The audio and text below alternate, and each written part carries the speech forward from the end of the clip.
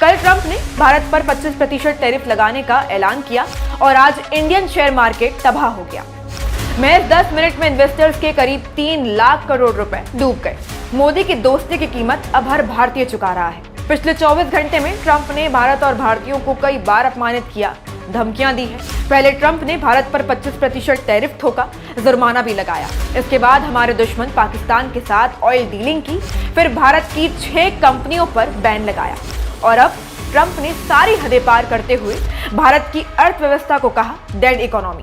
इन सारी धमकियों और टैरिफ की वजह से शेयर मार्केट में भारतीयों को करोड़ों रुपए स्वाह हो गए।